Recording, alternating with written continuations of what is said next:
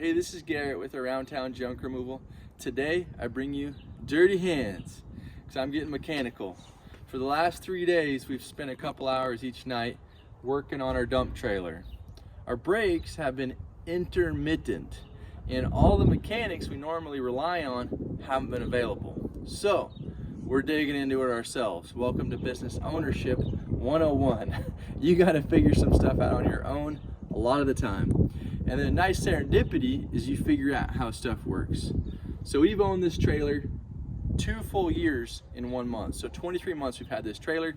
We put about 50,000 miles on it, a couple sets of tires, full set of magnets and brakes. We've always had mechanics service our wheel bearings, service our brakes, grease the thing for us. We've always had mechanics service it. Well, now they weren't available. So we have learned how to do a couple things this week. One, service your bearings. It's not rocket science. I probably can learn a few things. Pro tip is pull the tire off before you pull the hub off. It's easier to put back on that way. Replacing the magnets is super simple. A couple wires, doesn't matter which one you connect to the other one that's coming through the brake or the dexter axle that connects to the brake magnet. The next thing is replacing brake wires. Never something I thought I would need to do. Let me show you what I'm talking about. This wire is fed through the axles. Now, this is the standard for dexter axles. They feed the wire through the axle to jump from one wheel to the other side. So these are fed down the frame from the pigtail at the front all the way down the passenger side, and they jump across the trailer to the driver's side through the axle using this wire. Well, this is a Arizona specific problem.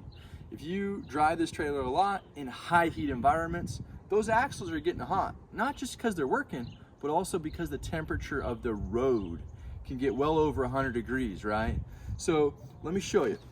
This wire has shorted out. Now I didn't know this was going to be our problem.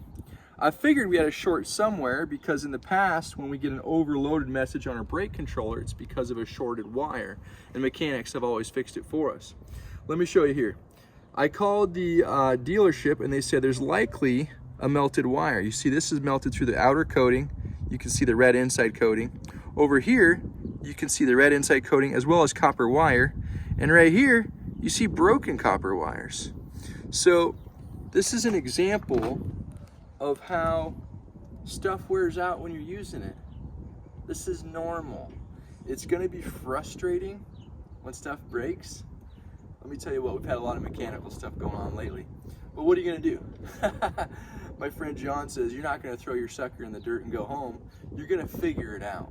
And so Mrs. Muscle and I have been getting our hands dirty, learning how to heat shrink connectors and all this stuff that we didn't go to school for. We're just having to learn on the fly. So I want to give a shout out and say thank you to Josh from J&R for his time on the phone. A couple other guys that gave us some input, but definitely to the dealership for recommending replacing this specific wire. So fingers crossed, we'll get this all put back together in the next hour, connect some wires, put the wheels back on, and be back on the road in the morning.